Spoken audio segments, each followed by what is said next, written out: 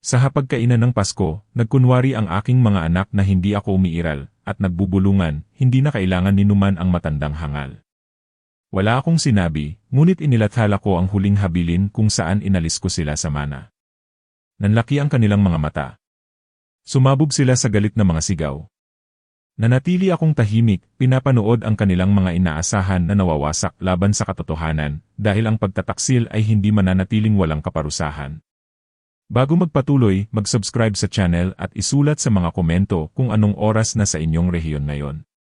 Ang susi ay pumasok sa trangka na may pamilyar na tunog, at pumasok ako sa aking bahay noong Huwebes ng gabi, ika-12 ng Disyembre.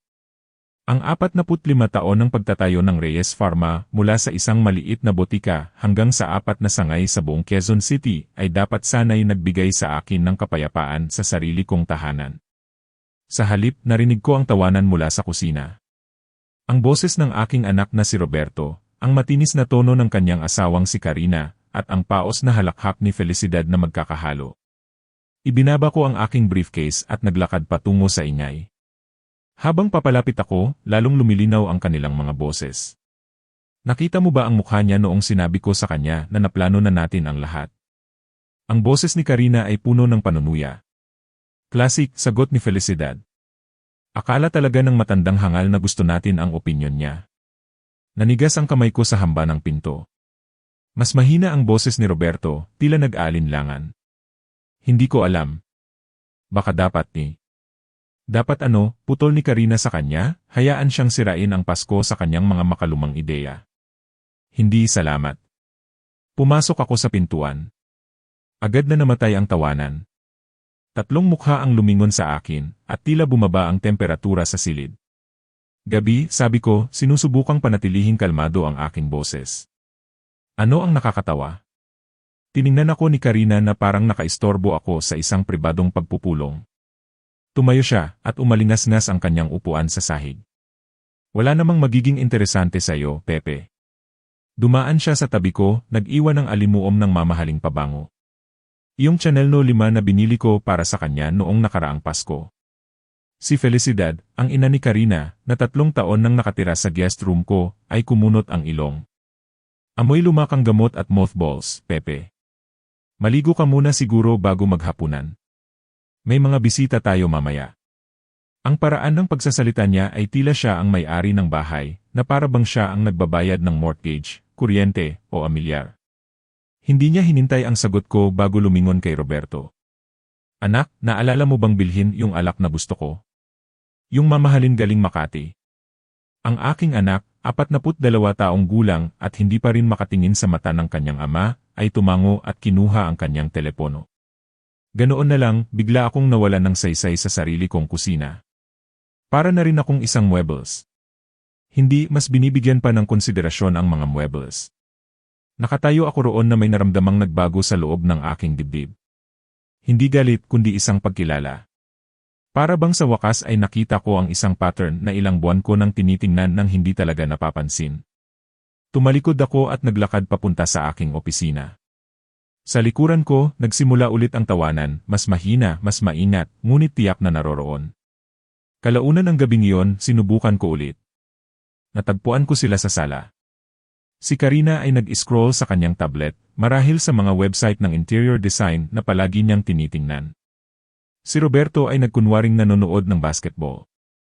Si Felicidad ay naggagansilyo ng tila isang bukol-bukol na ahas.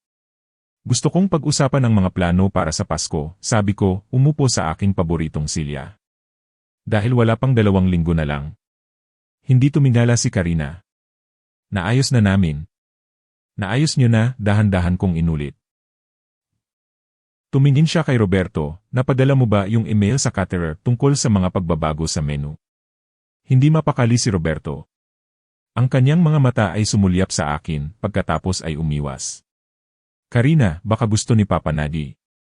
Pwede namang mag-ambag ng pera ang tatay mo kung gusto niya, sabat ni Felicidad, habang tumutunog ang kanyang mga karayom. Tiyak na hindi natin inaasahan na gagawa siya ng anumang aktwal na trabaho sa kanyang edad. Ang huli nating kailangan ay malito siya at mag-order ng mga maling bagay.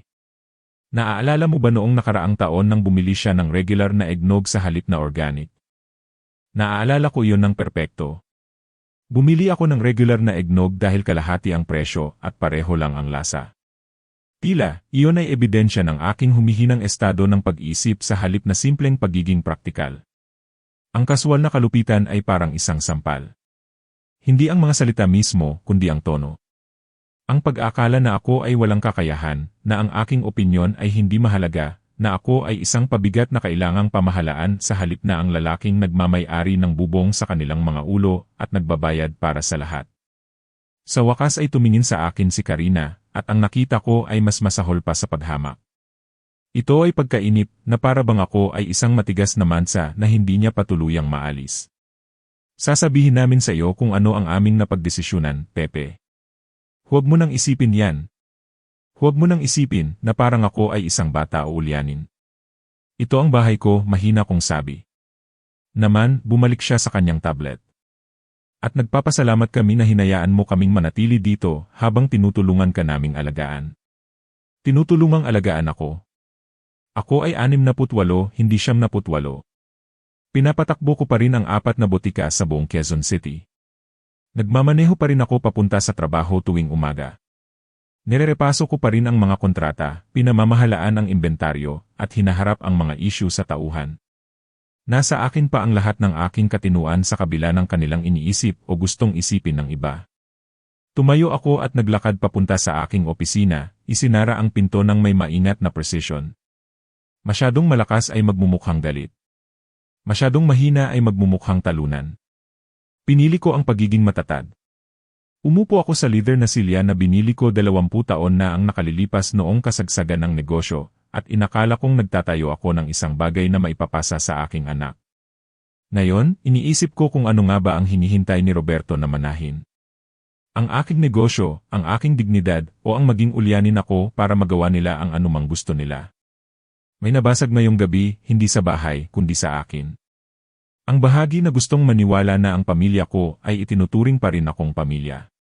Ang bahagi na gumagawa ng mga dahilan para sa kalamigan ni Karina, sa mga patutsada ni Felicidad, o sa kaduwagan ni Roberto. Ang bahaging iyon ay tuluyan ng nadurog. Kinuha ko ang isang legal pad at isinulat ang petsa sa itaas. Pagkatapos ay nagsimula akong maglista ng mga bagay. Mga maliliit na bagay na binaliwala ko sa mga nakaraang buwan. Mga sandali na pinangatwiranan ko. Mga komento na nagkunwari akong hindi narinig.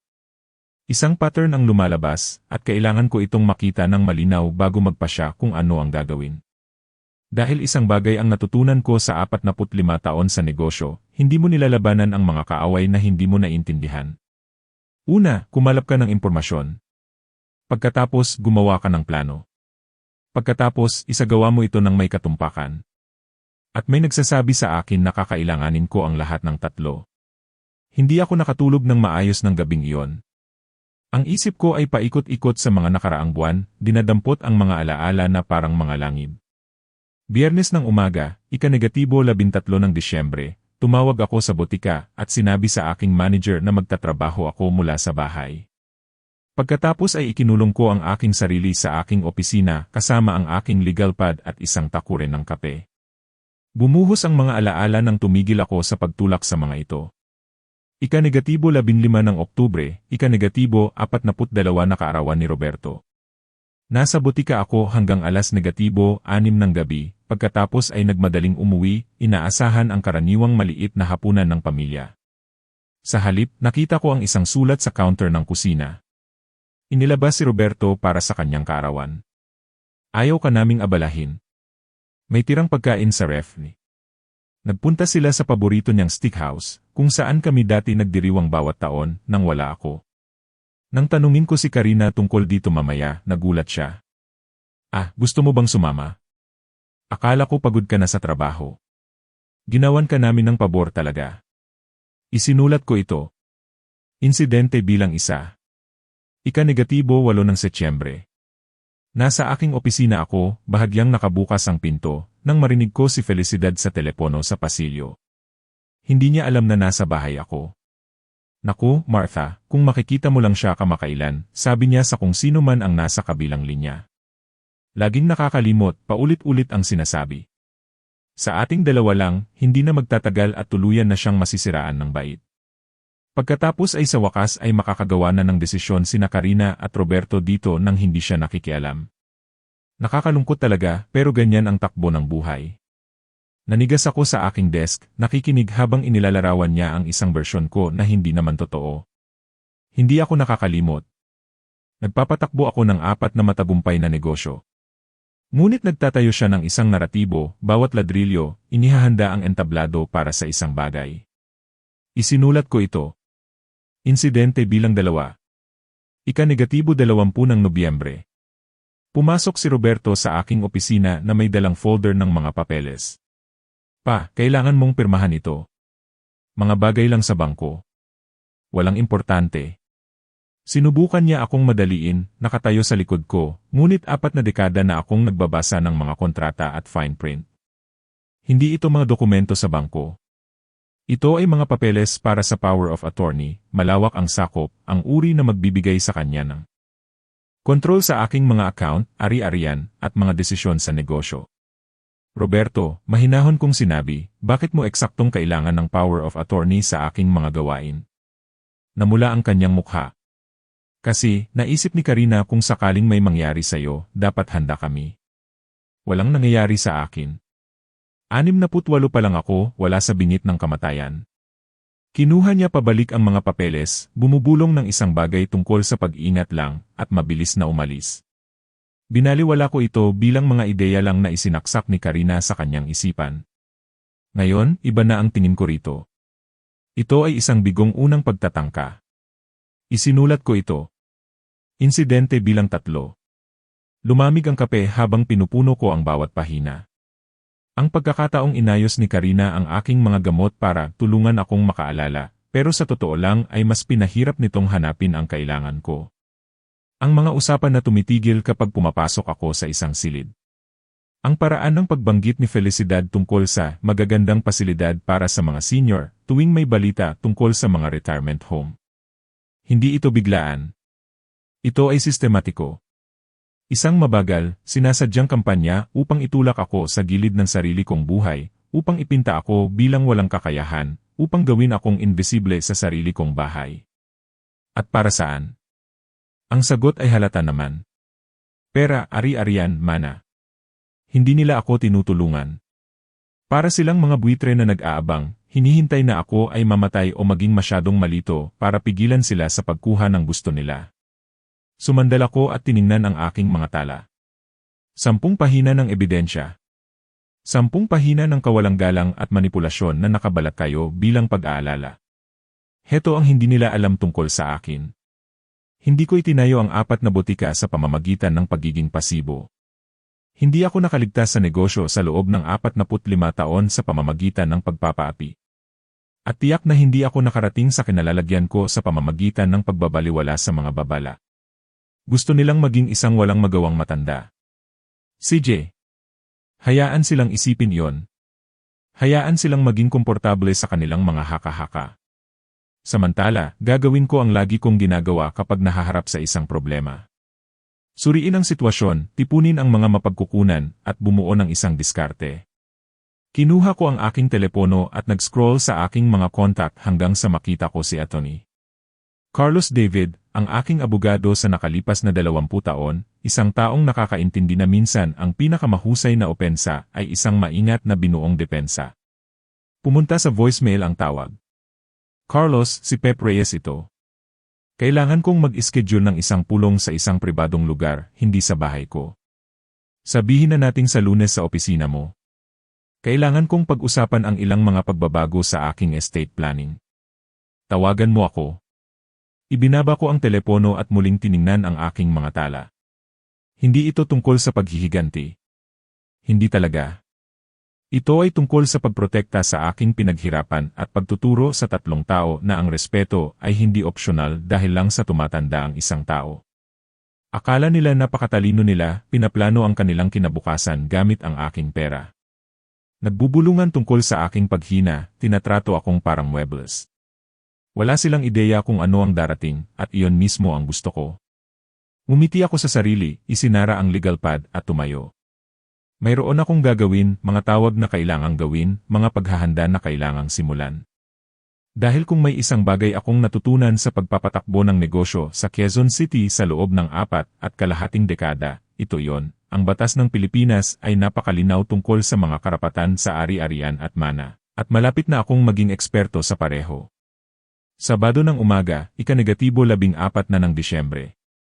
Nagising ako ng maaga, ang isip ko ay puno ng mga posibilidad. Mahirap makatulog nitong nakaraang 2 gabi. Nagpasya akong maglakad para luminaw ang aking isip. Ang hangin ng umaga sa Quezon City ay malamig at sariwa. Lumabas ako bandang 7:00 bago pa man gumising ang iba sa bahay. Sinadya ko yon. Ayaw kong makita ang kanilang mga mukha.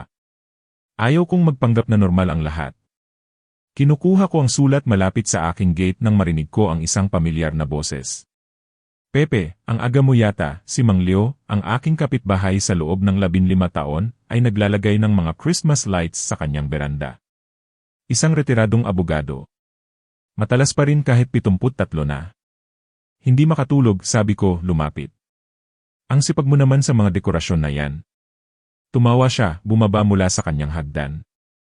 Utos ni Mrs. Nakakahiya daw ang display natin noong nakaraang taon. Pinunasan niya ang kanyang mga kamay sa kanyang maong. Ikaw, handa na ba sa Pasko? Handa na hanggat maaari. Darating ang pamilya. Nandito na sila nakatira sa akin, sa katunayan. Ay nga pala. Si Roberto at ang kanyang asawa. At hindi ba't nakatira rin sa inyo ang nanay niya? Tumango ako, pinanatiling neutral ang aking ekspresyon. Walang ideya si Mang Leo kung ano ang nangyayari sa ilalim ng aking bubong. Puno ang bahay. Mabuti naman. Magkakasama ang pamilya para sa Pasko. Huminto siya, tinitingnan ang bubong. Speaking of which, nakita ko si Karina at ang nanay niya noong isang araw. Huwebes ng hapon yata, doon sa may alabang. May isang bagay sa kanyang tono na nakakuha ng aking atensyon. Ay! Palabas sila sa lugar na yon. Bahay Kalinga, yung magarbong senior living facility. Sinabi niya ito ng kaswal, nakikipagkwentuhan lang. Kami ni Mrs. ay nandoon para tingnan para sa tita niya. Maganda ang lugar pero ang mahal ng presyo. Minimum na 450,000 kada buwan. Bumilis ang tibok ng puso ko, ngunit pinanatili kong kalmado ang aking boses. Bahay Kalinga. Narinig ko na yan. Premium care, sabi nila. Nagkakwentuhan pa nga si Mrs. at ang manugang mo sa parking lot. Nabanggit ni Karina ang tungkol sa pagpaplano ng isang tahimik na Pasko para mabawasan ang stress. Napangiti siya. Hindi ba't lahat naman tayo gusto niyan? Isang tahimik na Pasko. Pagbabawas ng stress. Ang stress ko, marahil, sa pamamagitan ng pag-alis sa akin sa eksena. Mukhang maganda yan, ang nasabi ko na lang. Sige, babalikan ko na itong mga ilaw bago pa ako mapuna ni Mrs. sa pagkakabit ko. Muli siyang umakyat sa hagdan. Enjoy your walk, Pep. Maligayang Pasko kung sakaling hindi na kita makita bago ang araw na yon. Maligayang Pasko, Mang Leo.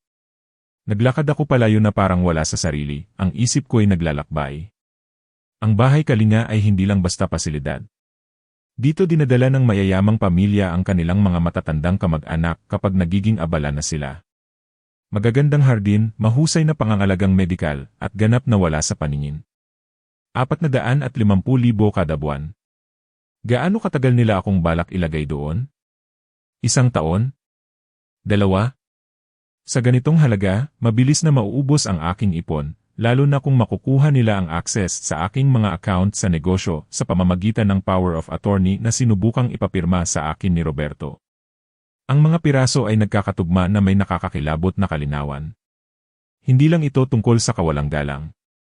Ito ay isang kalkuladong plano upang i-institutionalize ako, kontrolin ang aking mga ari-arian, at mabuhay sa aking pinaghirapan habang nabubulok ako sa isang mamahaling bilangguan na nagkukunwaring isang marangyang senior living. Naglakad ako ng 1 pang oras, umiikot sa subdivision habang inaayos ang aking mga iniisip. Pagbalik ko sa bahay, alam ko na kung ano ang kailangan kong gawin. Tahimik ang bahay nang pumasok ako. Marahil ay tulog pa sila o iniiwasan ako. Ayos lang. Kailangan ko rin ng privacy. Sa aking opisina, kinuha ko ang legal pad kung saan ko itinatala ang mga insidente. Nagdagdag ako ng bagong entry, ika-14 na ng Disyembre, kumpirmadong pagbisita sa bahay Kalinga. 450,000 buwan. Malinaw na ngayon ang plano na i-institutionalize ako. Sa ilalim ito, nagsimula ako ng bagong listahan, hindi ng mga hinain sa pagkakataong ito, kundi ng mga aksyon. Mga hakbang na kailangan kong gawin, mga taong kailangan kong kontakin, mga dokumento na kailangan kong isecure. Una, si Atty. Carlos David, ang aking abogado. Tinawagan ko siya noong Biyernes at nag-iwan ng mensahe. Kung hindi niya ako tatawagan pabalik sa Lunes ng umaga, pupunta ako sa kanyang opisina ng walang anunsyo.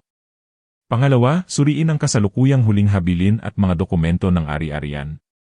Kailangan kong malaman kung ano mismo ang mamanahin ni Roberto sa ilalim ng kasalukuyang kasunduan. Pangatlo, tipunin ang mga dokumentasyon sa pananalapi, bank statements, business valuations, mga titulo ng lupa. Kailangang lahat ay accounted for at protektado. Pang-apat, mga medical record. Kung susubukan nilang sabihin na ako ay walang kakayahang mag-isip, kailangan ko ng patunay ng aking malusog na pag-isip. Ang huling physical ko ay noong Oktubre. Idineklara ako ni A.I. Morales na mas malusog kaysa sa karamihan ng mga 50 taong gulang. Ginugol ko ang umaga sa pagkuha ng mga file, pag-aayos ng mga papel sa mga maayos na tumpok. Pamilyar itong teritoryo. Nagtayo ako ng isang imperyo ng negosyo sa pamamagitan ng organisasyon at atensyon sa detalye. Ngayon, gagamitin ko ang parehong mga kasanayan upang protektahan ito. Bandang tanghali, narinig ko ang mga galaw sa itaas, mga yabag, mga boses, ang mga tunog ng aking bahay na sinasakop ng mga taong aktibong nagpaplano laban sa akin. Ang kabalintunaan ay hindi nawala sa akin. Muli kong tiningnan ang aking mga tala, may naramdamang nagbago sa loob ko. Nandoon pa rin ang sakit mula sa mga nakaraang araw, ngunit ito ay tumitigas na nagiging ibang bagay. Isang bagay na mas malamig at mas nakatuon. Gusto nilang ituring ako na parang ulyanin, walang magawa, isang problemang kailangang pamahalaan at itago. CJ. Hayaan silang isipin yon. Hayaan silang maniwala na gumagana ang kanilang plano. Samantala, magtatayo ako ng isang bagay na hindi nila inaasahan. Dahil kung may isang bagay akong natutunan sa 45 taon sa negosyo, ito yon, ang pinakamahusay na depensa ay isang mapanirang opensa. At malapit na akong maglunsad ng isa na magbabago sa lahat. Lunes ng umaga, ika-15 ng Disyembre, nagmaneho ako papunta sa aking botika sa Katipunan. Hindi ang pangunahing lokasyon, kundi ang pangalawang binuksan ko 12 taon na ang nakalilipas. Mayroon akong maliit na opisina doon. Walang magarbong anuman, ngunit pribado, perpekto para sa mga pulong na ayaw kong mangyari sa bahay. Dumating si Atty. Carlos David ng 10:00, laging nasa oras. 2 dekada na siyang aking abogado, hinahawakan ang lahat mula sa mga kontrata sa negosyo hanggang sa estate planning. Kung may sinumang makakatulong sa akin na harapin ang darating, si Carlos iyon. Pepe, sabi niya habang kinakamayan ako ng mahigpit. Mukhang apurahan ang mensahe mo. Anong nangyayari? Itinuro ko ang upuan sa tapat ng aking mesa. Kailangan kong gumawa ng malalaking pagbabago sa aking huling habilin kaagad. Tumaas ang kanyang mga kilay, ngunit hindi siya nagtanong. Kinuha lang niya ang kanyang legal pad at panulat. Sige, ipaliwanag mo sa akin kung ano ang iniisip mo. Inilatag ko ang lahat. Ang sistematikong kawalang galang, ang pagtatangkang agawin ang power of attorney, ang pagbisita sa bahay Kalinga. Nakinig si Carlos nang hindi sumasabad, ang kanyang ekspresyon ay lalong nagiging seryoso sa bawat detalye.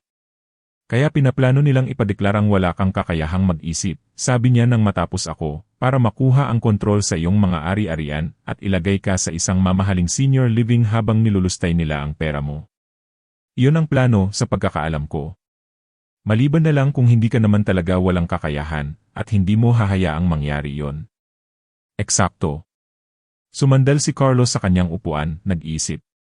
Napakalinaw ng batas ng Pilipinas sa mga karapatan sa ari-arian at estate planning. Bilang nag-iisang may-ari ng iyong negosyo at bahay, mayroon kang ganap na otoridad na ipamahagi ang iyong mga ari-arian ayon sa iyong kagustuhan. Maaari nilang kontestahin ang isang huling habilin, ngunit kailangan nilang patunayan na mayroong undue influence o mental incapacity. Nagpa-annual physical ako noong Oktubre. Malinis ang resulta, kasama na ang mga cognitive function test. Perpekto. Bigyan mo ako ng kopya ng mga record na yon, nagsimula siyang magsulat. Ngayon, ano ang gusto mong sabihin ng bagong huling habilin?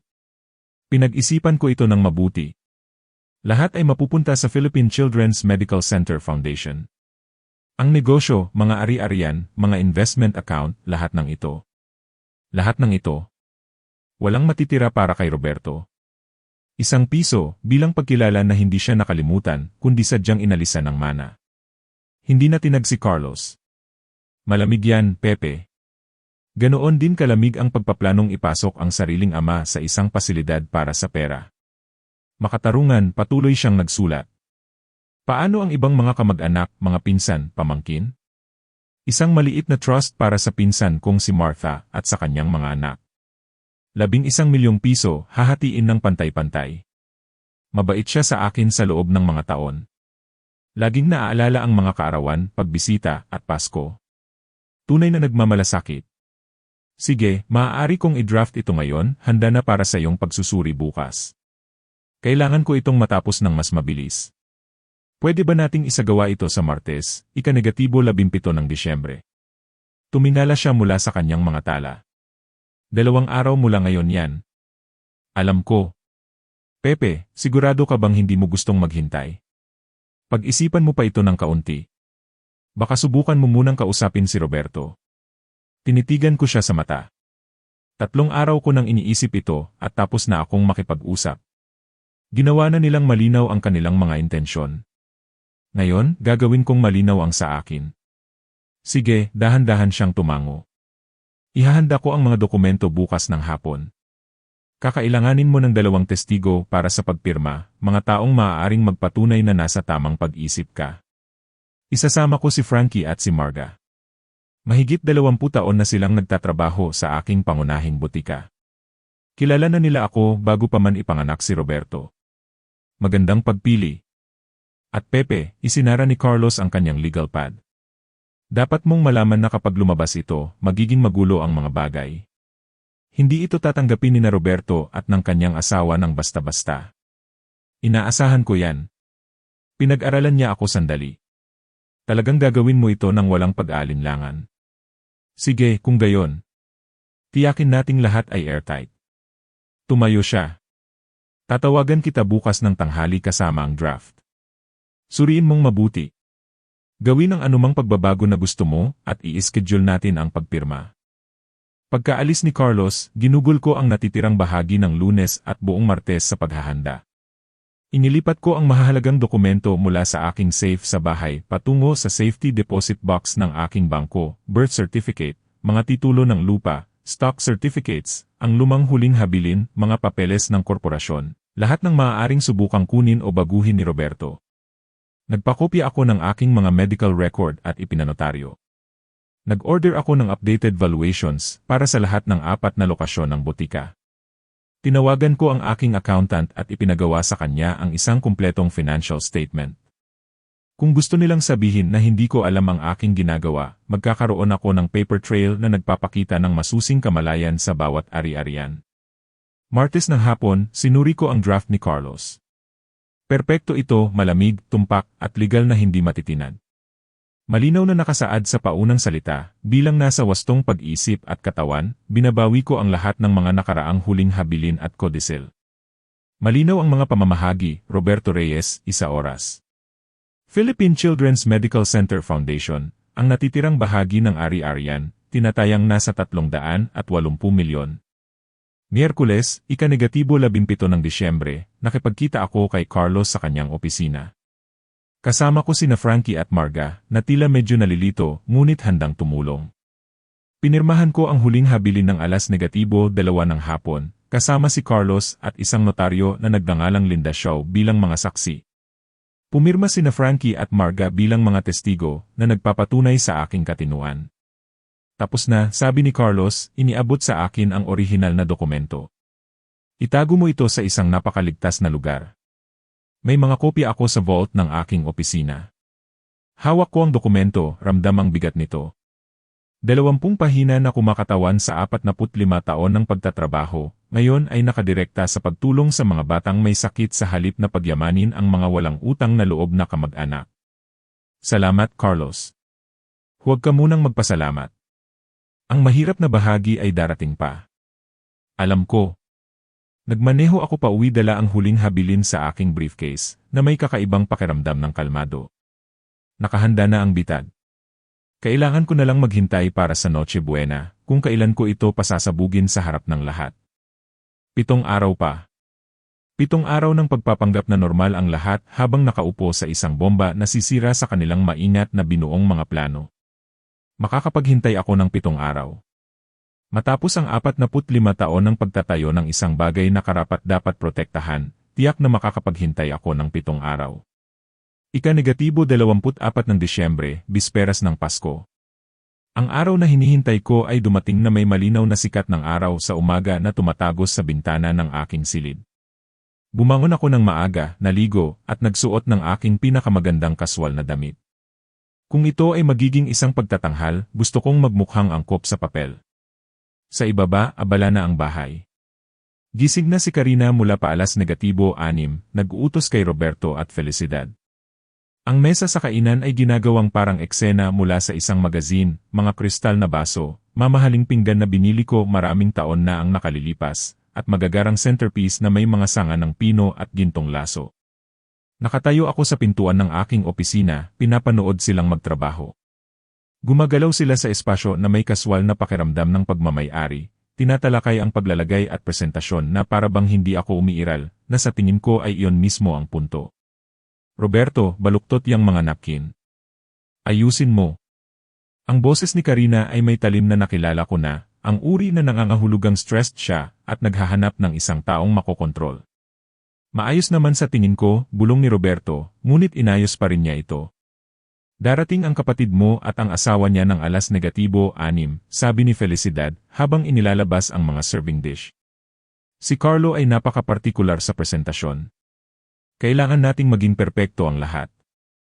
Si Carlo, ang kapatid ni Karina, na 2 beses ko palang nakilala sa 5 taon na kasal si Roberto sa kanyang kapatid. Sa parehong pagkakataon, halos hindi niya ako pinansin, masyadong abala sa networking at pagyayabang. Umatras ako sa sala na may dalang libro na wala akong balak basahin. Ang leader na silya sa tabi ng bintana ay naging aking observation post. Umupo ako, binuksan ang libro sa isang random na pahina, at naghintay. Paulit-ulit silang dumaan sa akin sa mga sumunod na oras, si Karina na may dalang mga platito, si Felicidad na nag-aayos ng mga dekorasyon, si Roberto na nagsiset up ng bar sa sulok. Walang ni isa sa kanila ang kumausap sa akin. Walang ni isa sa kanila ang nagtanong kung may kailangan ako, kung may gusto ako, o kung mayroon akong anumang kagustuhan tungkol sa pagkain na inihahanda nila sa aking bahay gamit ang aking pera. Bandang 4:00, narinig kong may ibinulong si Felicidad kay Roberto sa pasilyo. Hindi ko narinig lahat ng salita, ngunit nakuha ko ang mahahalagang bahagi. Hayaan mo na lang ang matanda ngayong gabi. Hayaan mo siyang umupo ng tahimik. Mapapagod din yan at matutulog ng maaga. Masyadong mahina ang sagot ni Roberto para marinig, ngunit nakita ko siyang tumango sa may pintuan. Ngumiti ako sa sarili at naglipat ng pahina sa aking libro. 5:00, tumayo ako at naglakad papunta sa kusina. Gutom na talaga ako at may mga pampagana na nakahain sa counter.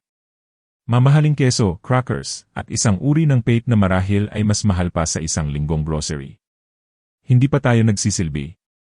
Ang boses ni Karina ang pumigil sa akin bago pa ako makarating sa counter. Nakatayo siya na humaharang sa aking daan, nakakrus ang mga braso.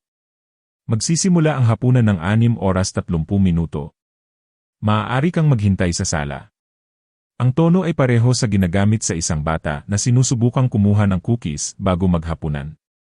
Mapanghamak, condescending. Tinitigan ko siya ng matagal, pinanood kung paano nakakuyom ang kanyang panga, ang hamon sa kanyang mga mata. Gusto niyang makipagtalo ako para bigyan siya ng dahilan na ipinta akong mahirap at hindi makatwiran sa harap ng kanyang kapatid ngayong gabi. Sige, mahina kong sabi. Maghihintay ako. Tumalikod ako at bumalik sa aking upuan, ang kamay ko ay dumadampi sa sobre sa bulsa ng aking jacket. Ang bigat ng 20 pahinang iyon ay ramdam na ramdam, totoo. Hindi magtatagal, maintindihan ng lahat kung ano ang kanilang pinaglalaruan. Ang kapatid ni Karina, si Carlo, at ang kanyang asawang si Jenny, ay dumating eksaktong 6:00. Napuno ang bahay ng malalakas na bati, paghanga sa mga dekorasyon, at papuri sa damit ni Karina. Nanatili ako sa aking upuan, nanonood ng palabas. Si Carlo ay eksakto tulad ng naalala ko. Nasa mid-negatibo 40, mamahaling sweet kahit bisperas ng Pasko, ang uri ng pakikipagkamay na masyadong pilit. Dumaan siya sa aking upuan na halos walang sulyap. Tito Pepe, isang tango, wala nang iba pa. Carlo, sinuklian ko ang tango ng may parehong init, na nangangahulugang, wala talaga. Si Jenny naman ay mumiti, kahit hindi umabot sa kanyang mga mata. Maligayang Pasko. Maligayang Pasko. Pagkatapos ay nasakop na sila ng orbit ni Karina at Felicidad, dinala sa kainan upang hangaan ang ayos ng mesa at pag-usapan ng menu. Si Roberto ay nasa gilid, naglalaro ng pagiging host sa aking bahay. Tiningnan ko ang aking relo. 6:15, 15 minuto pa bago maghapunan. 1 oras pa ng kanilang pagtatanghal bago ko ibaba ang kurtina. Makakapaghintay ako. Naghintay na ako ng ganito katagal. Ang kaunti pang paghihintay ay hindi makakasakit. 6:30, tinawag ni Karina ang lahat sa mesa.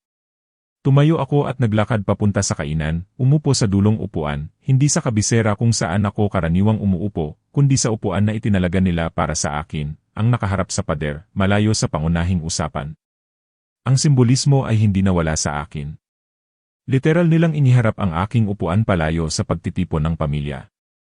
Umupo pa rin ako, suot pa rin ang aking jacket, ang sobre ay nasa aking bulsa pa rin.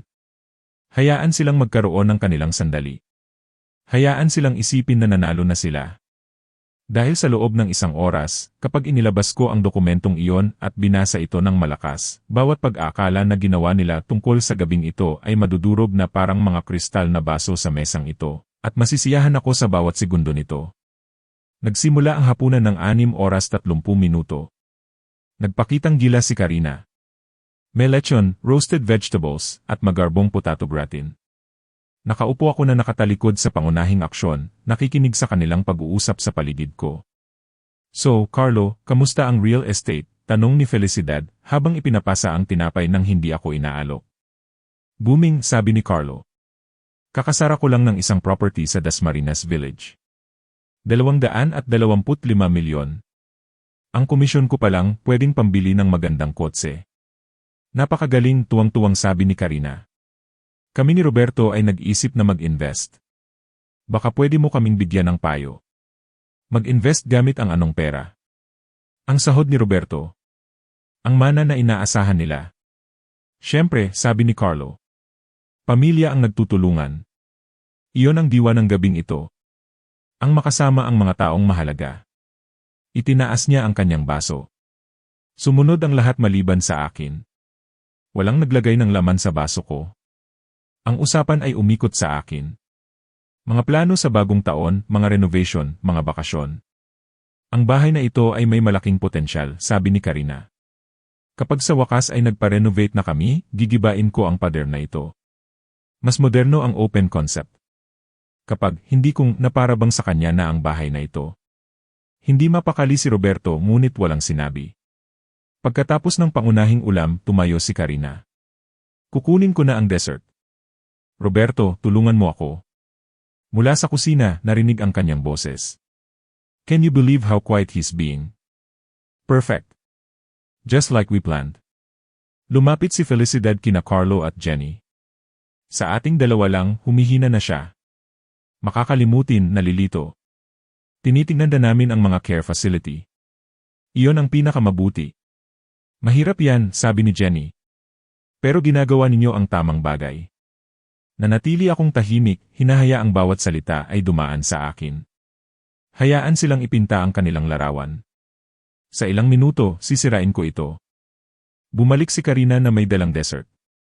Isang magarbong chocolate cake na may gold leaf. Sinilbihan niya ang lahat maliban sa akin. Pagkatapos ay sa wakas ay naglagay ng isang maliit na piraso sa harap ko. Heto na, Pepe. Purong pagmamaliit. Itinaas niya ang kanyang baso. Isang toast para sa pamilya, sa mga taong tunay na mahalaga sa atin, na sumusuporta sa atin at nananatili sa ating tabi.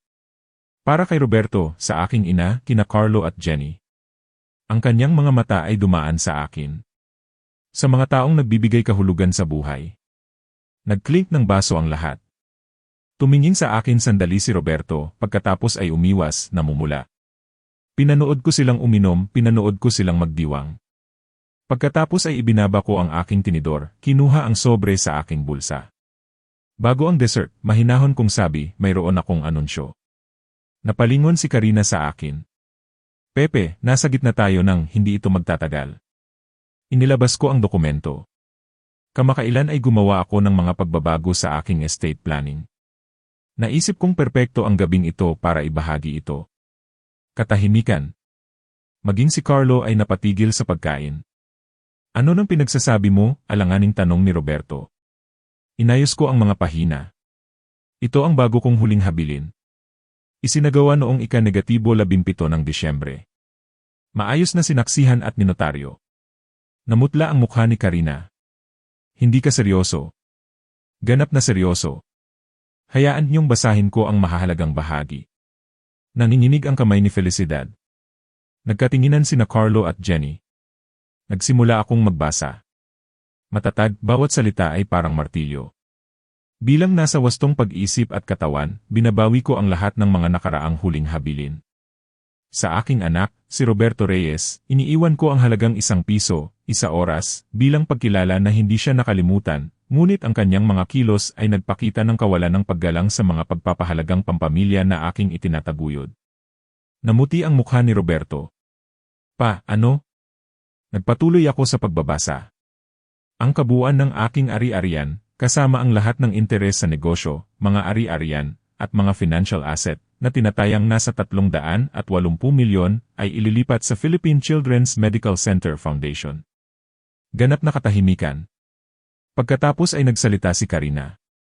Kalokohan to. Itinupi ko ang dokumento. Hindi kalokohan. Ganap na legal.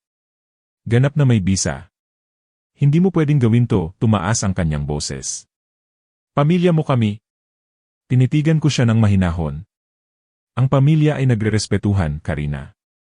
Hindi nagpaplanong ipadeklara ang kanilang ama na wala sa katinuan at ikulong sa bahay kalinga habang nilulustay ang kanyang pera. Napasinghap si Felicidad. Nanigas sina Carlo at Jenny. Paano mo nagsimula si Felicidad? Hindi. Alam ko ang lahat. Ang pagbisita sa pasilidad, ang mga pabulong na plano, ang pagtatangkang kunin ang power of attorney. Tumingin ako kay Roberto. Lahat ng ito. Nakatulala ang aking anak, bumubuka at sumasara ang bibig. Namula ang mukha ni Karina. Walang utang na loob.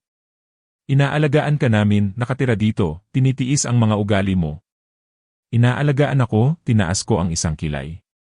Iyon ba ang tawag ninyo sa pagpaplanong i-institutionalize ako para ma-renovate ninyo ang bahay ko at gastusin ang pera ko?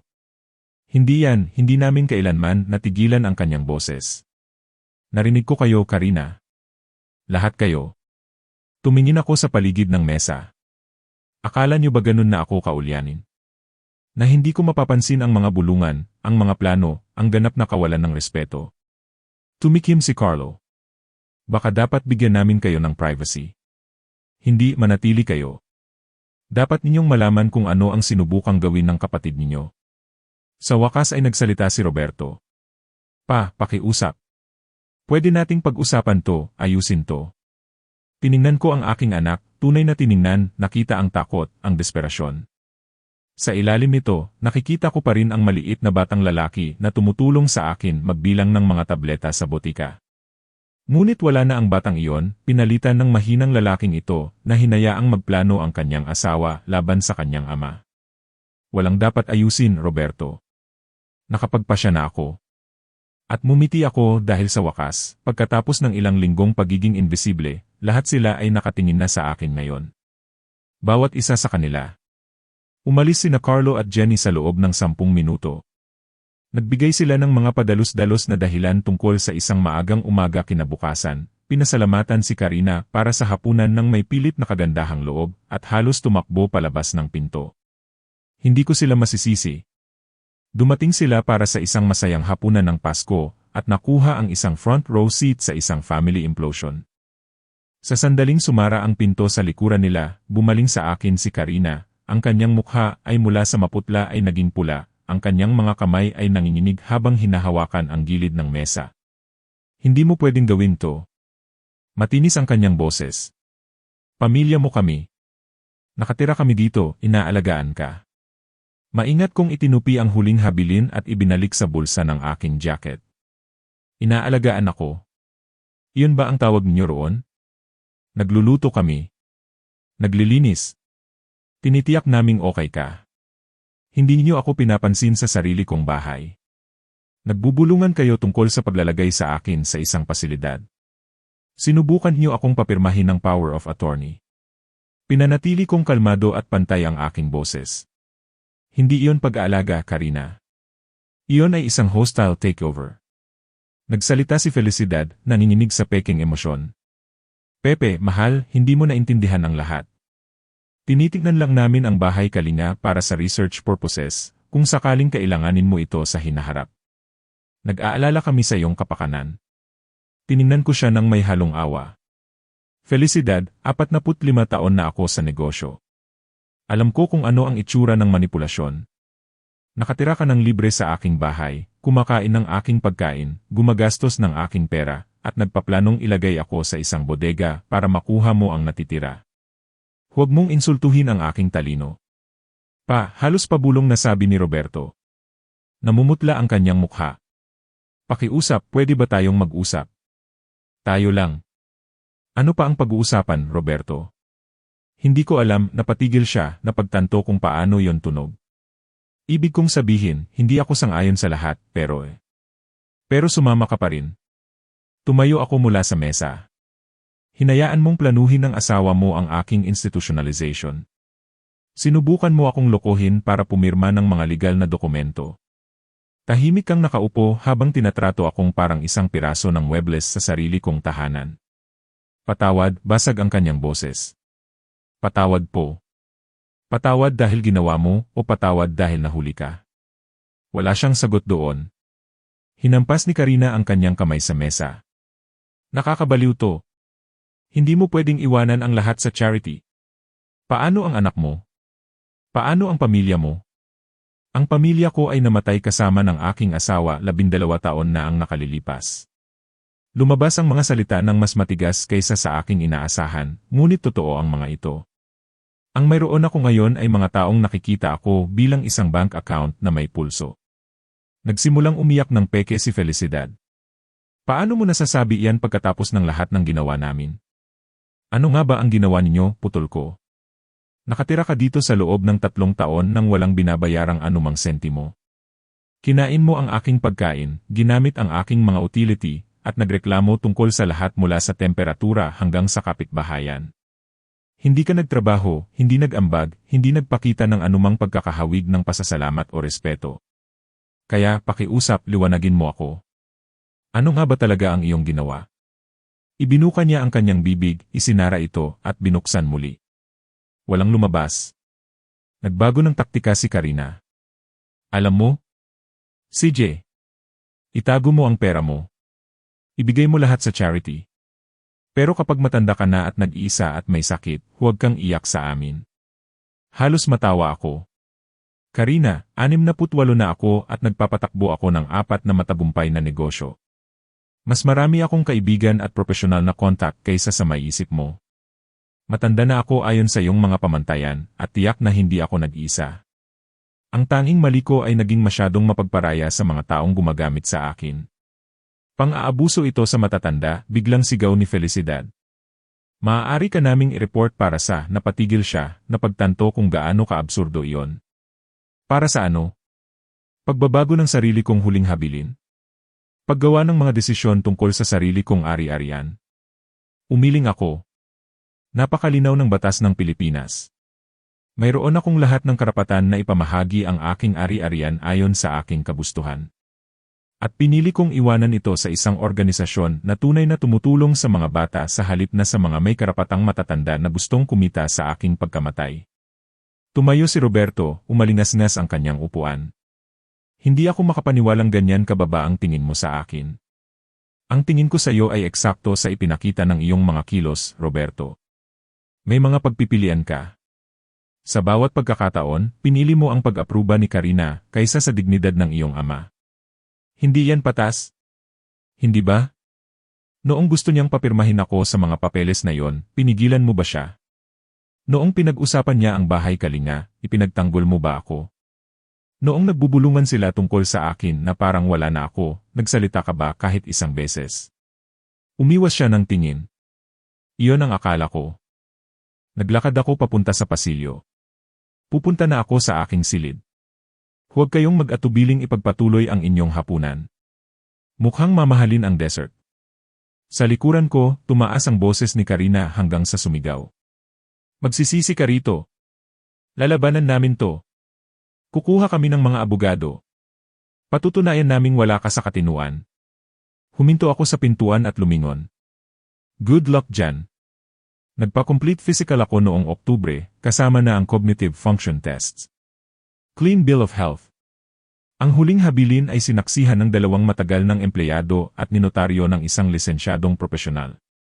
May mga kopya ang aking abogado at nakahain na ito sa korte. Ang itsura sa kanyang mukha ay sulit sa bawat sentimo ng bayad kay Carlos. Maligayang Pasko, sabi ko at umakyat na. Hindi ako gaanong nakatulog ng gabing iyon. Sa pintuan ng silid, naririnig ko ang mga nagtataas na boses sa ibaba, si Karina na nagbingit-ngit, si Roberto na sinusubukang pakalmahin siya, si Felicidad na nagdaragdag ng sarili niyang matatalim na komento. Bandang 2:00 ng umaga, sa wakas ay tumahimik. Kinabukasan ng Pasko ay tensyonado. Bumaba ako bandang 8:08 at nakita si Roberto na mag-isang nakaupo sa mesa sa kusina, mukhang hindi nakatulog. Umaga, sabi ko ng neutral. Pa. Tumingala siya, namumula ang mga mata. Pwede po ba tayong mag-usap? Tunay na usapan. Ano pa ang sasabihin, Roberto? Patawad po. Alam kong nasabi ko na ito dati, pero seryoso ako. Hinayaan kong lumala ang mga bagay. Dapat ay tinutulan ko si Karina. Dapat ay pinrotektahan kita. Nagsalin ako ng kape. Dapat. Nakaraan na. Hindi pa huli ang lahat. Maaari nating ayusin ito. Kakausapin ko si Karina. Pwede tayong lahat umupo at ano? Humingi ng tawad para mawala ang ilang buwan ng sistematikong kawalang-galang. Mangako na magiging mas mabuti ngayon na nakataya na ang pera. Umiling ako. 68 taong gulang na ako, Roberto. Wala akong oras para sa mga walang laman na pangako. Hindi sila magiging walang laman. Sumpa ko, magbabago ang lahat. Hanggang sa ako ay tunay na matanda na para lumaban. Pagkatapos, ano? Natigilan siya. Hindi ko hahayaang mangyari yan. Hinayaan mo na itong mangyari. Hinayaan mo itong mangyari araw-araw sa loob ng ilang buwan. Lumitaw si Karina sa pintuan, mas masahol pa ang itsura kaysa kay Roberto. Kumalat ang kanyang makeup, hindi nasuklay ang buhok, ngunit malamig ang kanyang boses. Kasalanan mo to, alam mo? Kung naging makatwiran ka lang. Kung nakipagtulungan ka lang sa aming mga plano para sa pamilya. Mga plano ninyo, pagtatama ko, hindi mga plano ng pamilya, mga plano ninyo. Sinusubukan ninyong i-secure ang kinabukasan ng lahat sa pamamagitan ng pag-institutionalize sa akin at paggasta ng aking pera. Patawarin niyo ako kung hindi ko nakikita iyon bilang pag-secure ng aking kinabukasan. Nagbago na naman siya ng taktika at kailangan kong hangaan ang kanyang pagtitiyaga kung wala ng iba. Alam mo? CJ. Kukontestahin namin ang huling habilin. Kukuha kami ng mga doktor para suriin ka. Patutunayan naming wala ka sa tamang pag-isip. Humina ako ng kape. Malugod kayong subukan. Gagana yan. Walang hukom na maniniwala na isang 68 taong gulang na lalaki ay biglang aalisin sa mana ang kanyang nag-iisang anak sa bisperas ng Pasko, maliban kung may mali sa kanya. Sa katunayan, isinagawa ko ang huling habilin noong ika-17 ng Disyembre, isang buong linggo bago ang Pasko, kasama ang aking abogado, isang notaryo, at 2 testigo. Pagkatapos magkaroon ng kumpletong medical evaluation noong Oktubre na nagpapakita ng perpektong cognitive function. Ibinaba ko ang aking tasa. Pero sige, kumuha kayo ng abogado. Sigurado akong matutuwa silang kunin ang pera nyo bago ipaliwanag na wala kayong kaso. Nagmakaawa ang boses ni Roberto. Pa, galit lang siya. Galit tayong lahat. Hindi ba natin pwedeng baguhin ang isip ko? Gawing mawala ang lahat ng ito. Tiningnan ko siya.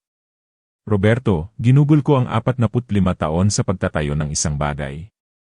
At dapat ay bahagi ka ng legacy na yon. Ngunit sa halip na pag-aralan ang negosyo, sa halip na magtrabaho kasama ko, hinintay mo akong mamatay para maibenta mo ito at mabuhay sa kinita. Hindi yan totoo. Kung gayon, bakit hindi ka kailanman nagpakita ng interes sa mga butika? Bakit hindi ka nagtanong na matuto?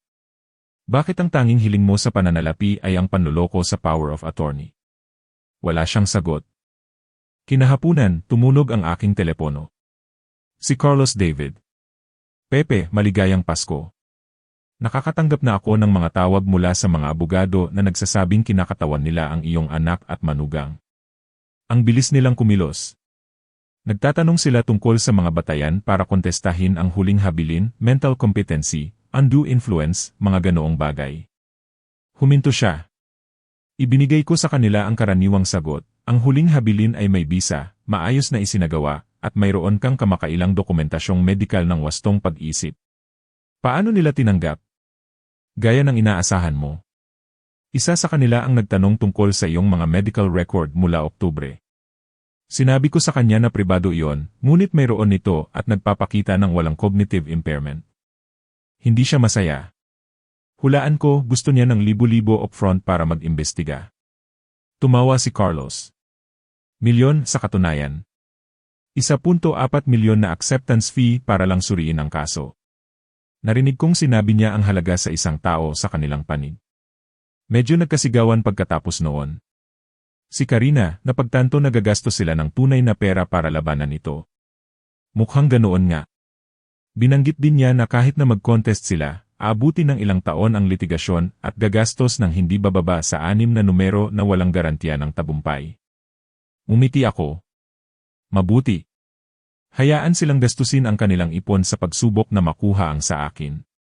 Pepe, kailangan kong magtanong, sigurado ka ba talaga rito? Anak mo pa rin si Roberto. Sigurado akong ginawa niya ang kanyang pagpili noong pinili niya ang mga pakana ng kanyang asawa kaysa sa dignidad ng kanyang ama. Sige, kung gayon. I-update kita kung may anumang mangyari. Kinabukasan, ika-26 ng Disyembre, nagising ako at nakitang hinalughog ang aking opisina. Mga papel na nagkalat, mga drawer na nakabukas, mga file na nakakalat. Hinahanap ni Karina at Felicidad ang lumang huling habilin o anumang magagamit nila. Sayang lang para sa kanila, inilipat ko na ang lahat ng importante sa safety deposit box ng aking bangko ilang linggo na ang nakalipas. Tinawagan ko si Carlos. Maaari mo bang idagdag ang attempted theft sa aking dokumentasyon? Kumuha ka ng mga litrato, marami. Makakatulong ito sa ating kaso kung susubukan nilang gumawa ng anuman. Pagsapit ng gabi, tila tumawag si Karina sa 3 pang law firm. Alam ko dahil sinabi sa akin ni Roberto, nagmamakaawa na magbago ako ng isip bago sila maubusan ng pera sa paglaban dito. Kung gayon, huwag niyong labanan, mungkahi ko. Tanggapin niyo at magpatuloy. Umiling lang siya at umalis. Nagsalin ako ng isang basong scotch at umupo sa aking silya, nakatingin sa mga Christmas lights sa kapitbahayan. Bukas, ibibigay ko sa kanila ang kanilang eviction notice. Hayaan nilang makita na hindi lang ito tungkol sa pera. Ito ay tungkol sa respeto, sa dignidad, sa pagpapakita sa 3 tao na hindi mo maaaring tratuhin ang isang tao na parang basura at asahan na mamanahin ang kanilang kaharian. Masarap ang scotch. Mas masarap ang tagumpay. Dumating ang ika-27 ng Disyembre na may malinaw na kalangitan at isang pakiramdam ng katapusan. Ginugol ko ang umaga sa pagrepaso sa mga eviction notice na inihanda ni Carlos. 3 magkakaparehong dokumento, bawat isa ay profesional na nakatype, legal na wasto, at lubos na mapanira sa tatanggap nito. 1-0, tinawag ko sila sa sala. Unang dumating si Karina, ang mukha niya ay namumugto pa rin sa pag-iyak o galit o pareho. Sumunod si Felicidad, pinupukol ako ng masasamang tingin.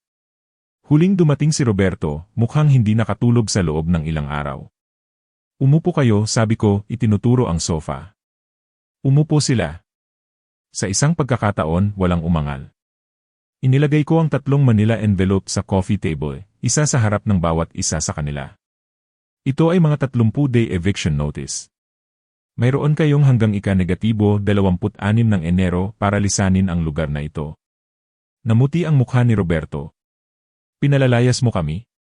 Ang sarili mong anak. Ginagamit ko ang aking legal na karapatan bilang may-ari ng ari-arian upang matukoy kung sino ang nakatira sa aking bahay. Sa ilalim ng batas ng Pilipinas, maaari kong wakasan ang anumang kasunduan sa paninirahan na may 30 araw na nakasulat na abiso.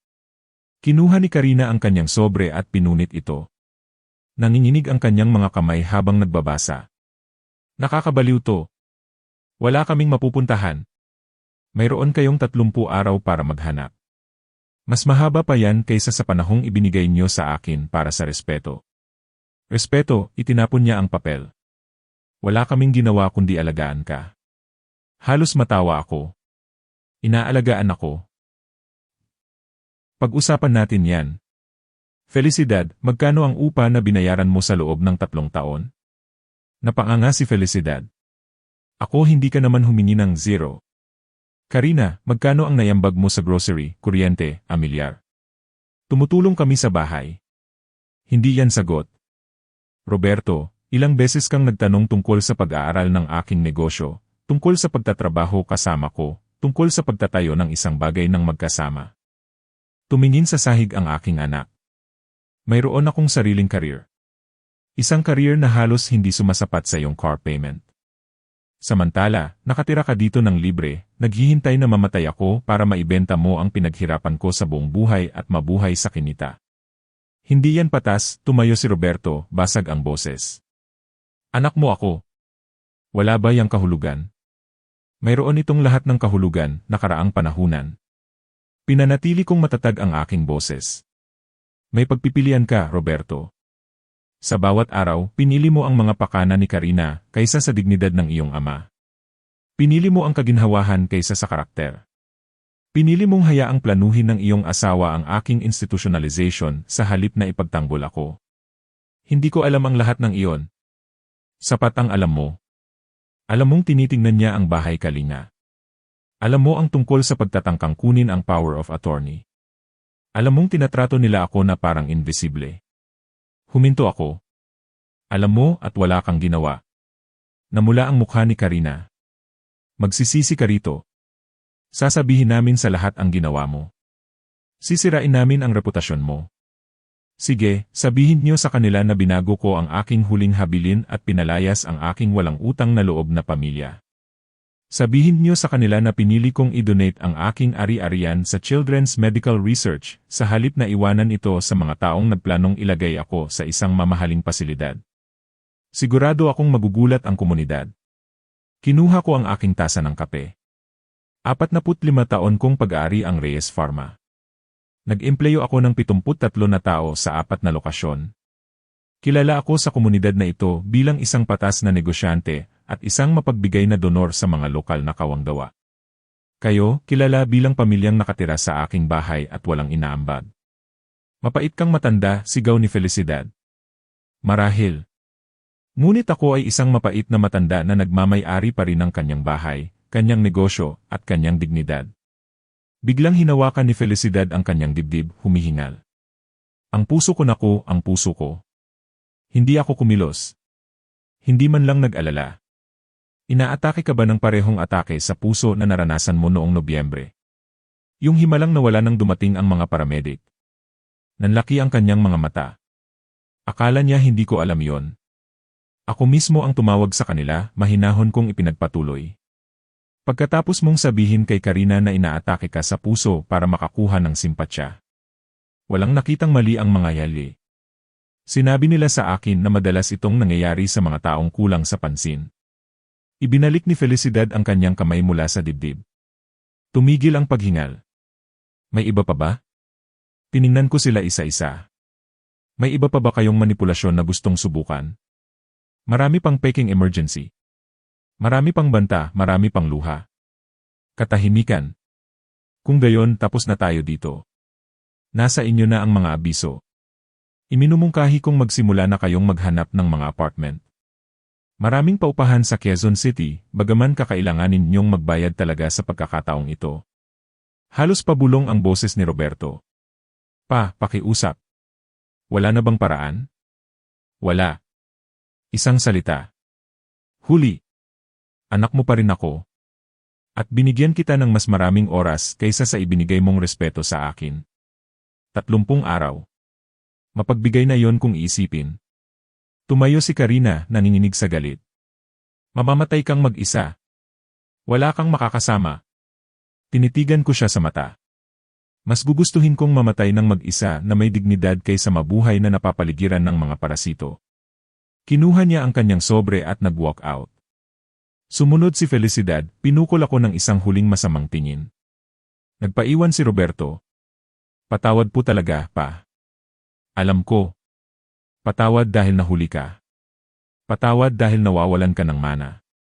Patawad dahil kailangan mo ng suportahan ang iyong sarili ngayon.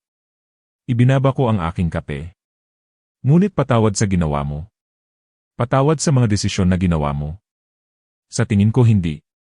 Umalis siya nang walang isa pang salita. Sumandal ako sa aking upuan at tiningnan ang mga eviction notice na nasa mesa pa rin. 45 taon ng pagtatayo ng isang bagay. At ito ang naging kahulugan ng pamilya. 3 taon na nakakita sa akin bilang isang hadlang sa yaman sa halip na isang taong karapat-dapat sa respeto. Ngunit ngayon alam na nila. Alam nilang hindi ako ulyanin, hindi mahina, hindi basta-basta maglalaho habang pinaplano nila ang aking kinabukasan. Ako si Jose Pep Reyes. Nagtayo ako ng isang imperyo mula sa wala at hinding-hindi ko hahayaang kunin nila ito ng walang laban. Ika-28 ng Disyembre, Linggo ng umaga. Tahimik ang bahay sa paraang hindi pa nangyari sa loob ng maraming taon. Hindi ang tensyonadong katahimikan ng mga nakaraang linggo, kundi tunay na kapayapaan. Nasa kanilang mga silid sila, nag-impake, at ako ay nasa aking upuan na may kape at dyaryo. Bandang 9:00, bumaba si Roberto. Mukha siyang pagod. Maitim ang ilalim ng kanyang mga mata, hindi nasuklay ang buhok. Pa. Tumingala ako mula sa business section. Pwede po ba tayong mag-usap sandali lang? Itinuro ko ang upuan sa tapat ko. Umupo siya, mabagal at mabigat ang kilos. Alam kong nakapagpasya na kayo. Alam kong hindi na namin mababago ang isip nyo tungkol sa huling habilin o sa pagpapalayas, huminto siya. Pero kailangan kong itanong, may pagkakataon pa ba sa hinaharap na subukan natin ulit? Magsimula ng bago.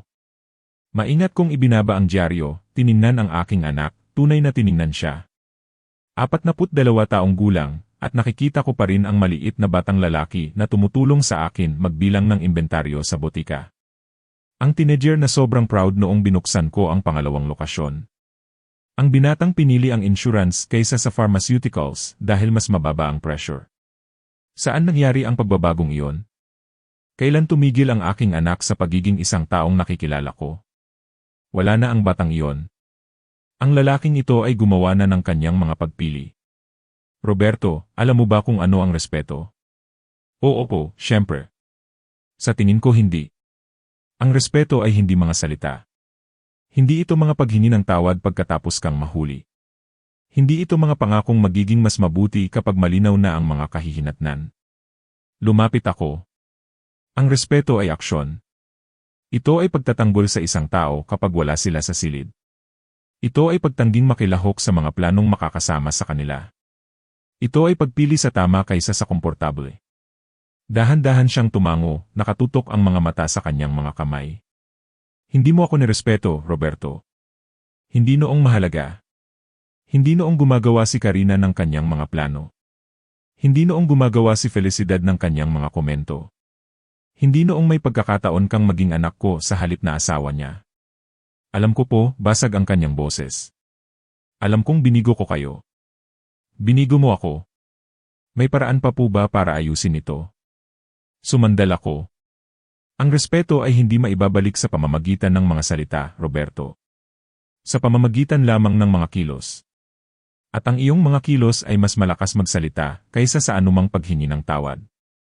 Ipinikit niya ang kanyang mga mata. Nang imulat niya ang mga ito, basa ang mga ito. Kung gayon, hanggang dito na lang. Tapos na tayo. Matagal na tayong tapos. Hindi mo lang napansin hanggang sa may mga kahihinatnan. Dahan-dahan siyang tumayo, pinunasan ang kanyang mga mata. Patawad po, pa. Kung ano man ang halaga niyan. Mahalaga itong aminin, ngunit hindi nito binabago ang anuman. Tumango siya at bumalik sa itaas. Narinig ko ang kanyang mga yabag, mabigat at talunan. Isang pinto ang tahimik na sumara. Bumalik ako sa aking dyaryo, ngunit hindi ko na talaga ito binabasa. Iniisip ko ang tungkol sa legacy, tungkol sa kung ano ang iniiwan natin, tungkol sa kung ano ang mahalaga kapag nabuhay ka na ng 68 taon. Tumunog ang aking telepono.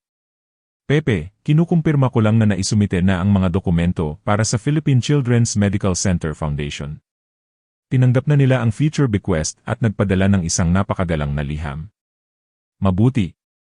Pinararangalan nila ang iyong kabutihang loob. Partikular nilang binanggit na ang iyong donasyon ay popondohan ang pananaliksik sa mga kondisyon ng mga bata. Gusto nilang ipangalan sa iyo ang isang research wing pagdating ng panahon. Hindi ko yon inaasahan. Hindi na kailangan. Iginigit nila. Kamusta ka? Maayos. Mas maayos pa sa maayos sa katunayan. Walang pagsisisi. Tumingin ako sa paligid ng aking bahay. Ang aking tahimik, mapayapang bahay. Ang sikat ng araw sa umaga na tumatago sa mga bintana na ipinakabit ko 20 taon na ang nakalilipas. Wala. Mas matatag kang lalaki kaysa sa karamihan, Pepe. Ako ay isang lalaki na ginugol ang 68 taon sa pag-aaral ng pagkakaiba sa pagitan ng pamilya at mga parasito. Iyon lang. Pagkatapos kong ibaba ang telepono, naglakad ako papunta sa bintana. Sa labas, tinatanggal na ni Mang Leo ang kanyang mga Christmas lights, maingat na binabalot ang bawat strand. Nakita niya ako at kumaway. Kumaway ako pabalik. Normal, pangkapitbahay, simpleng respeto sa pagitan ng dalawang tao na walang hinihiling sa isa't isa kundi simpleng paggalang. Hindi ito komplikado. Ang respeto ay hindi kailanman naging komplikado. Sa loob ng ilang linggo, magiging akin muli ang bahay na ito. Tunay na akin. Wala nang mga bulungan tungkol sa pagkaulyanin. Wala nang mga plano para sa aking institutionalization. Wala nang mga taong naghihintay na maging maginhawa akong itapon. Itinayo ko ang Reyes Pharma mula sa wala. Nagsimula sa isang lokasyon noong 1980. Ako lang at 2 empleyado. Pinalago ito ng dahan-dahan, maingat. 4 na lokasyon na ngayon. 73 empleyado. Isang reputasyon na may kahulugan sa komunidad na ito. At kapag namatay ako, ang legacy na iyon ay tutulong sa mga bata sa pananaliksik medikal sa halip na pondohan ang mga renovation ni Karina o ang komportableng pamumuhay ni Roberto o ang pagreretiro ni Felicidad. Tama ang pakiramdam nito. Makatarungan ang pakiramdam nito. Hindi ako nakaramdam ng tagumpay. Hindi ako nakaramdam ng pagwawagi. Nakaramdam ako ng kapayapaan. Ang uri ng kapayapaan na dumarating mula sa pagkaalam na ginawa mo ang kailangang gawin. Na pinrotektahan mo kung ano ang mahalaga. Na tumanggi kang maging biktima sa sarili mong tahanan. Sa itaas, narinig ko ang mga tunog ng pag-impek, mga kahon na tinitepe, mga drawer na nililinis, mga pinto ng closet na nagbubukas at nagsasara. Ang mga tunog ng pag-alis. Sa loob ng 30 araw, wala na sila.